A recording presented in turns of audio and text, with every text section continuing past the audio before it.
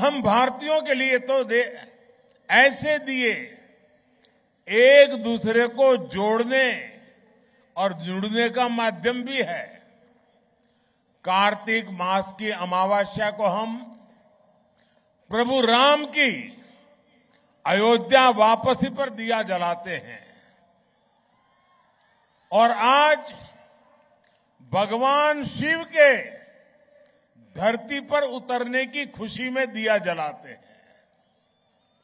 दिया सबको जोड़ता है, सबको रास्ता दिखाता है।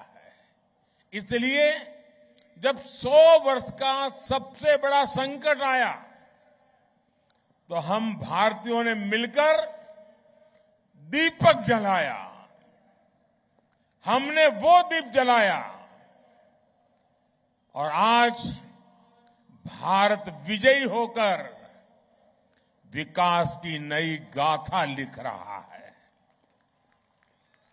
मेरे परिवारजनों, आज यहां जलाए गए दियों का एक और संदेश है। इनमें से हर दिया आस्था का भी प्रतीक है और समृद्धि का भी प्रतीक है। ये दीप हमें विकसित भारत, आत्मनिर्भर भारत की राह दिखाते हैं। किसी पर्व पर जब हम कुछ भी स्वदेशी खरीदते हैं तो हम न जाने कितने परिवारों के घर में समृद्धि का दीप जलाने का काम करते हैं। हम ऐसे लोगों को कौशल और शिल्प की ज्योति प्रकाशित रखने के लिए भी प्रेरित करते हैं। इसी तरह जब हम नेचुरल फार्मिंग को बढ़ावा देने के लिए आगे आते हैं तो हम धरती मां को केमिकल से मुक्त करने का दीप जलाते हैं।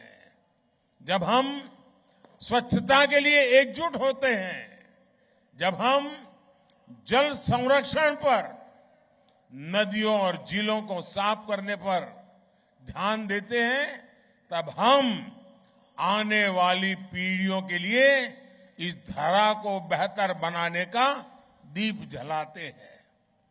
हर अच्छा प्रयास एक दीपक की तरह आने वाली पीढ़ी दर पीढ़ी तक अपना प्रकाश फैलाता रहता है। आज हम कोटि दीपोत्सव कर रहे हैं, लेकिन जब हम अपने बच्चों के लिए एक बेहतर भविष्य का संकल्प लेते हैं तो हमारा सामर्थ्य 140 कोटि दीपोत्सवों का हो जाता है। मेरे परिवारजनों, विकसित भारत का संकल्प तेज विकास और विरासत दोनों से ही सशक्त होगा। भारत सिर्फ एक राष्ट्र नहीं, उसका संकल्प तेज विकास और विरासत दोनों से ही सशक्त होगा। भारत सिर्फ एक राष्ट्र नहीं का संकल्प तेज विकास और विरासत दोनों से ही सशक्त होने वाला है।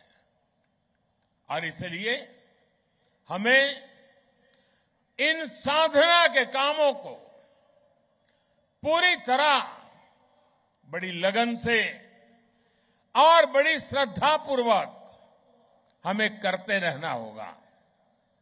मैं इस भव्य समारोह, ये ठीक है कि मैं एक दूसरे वातावरण में इन दिनों व्यस्त हूं, लेकिन ये पवित्रता का माहौल, ये पवित्रता की कुछ पल हमारे लिए बहुत बड़ा सुकून लेकर के आती है।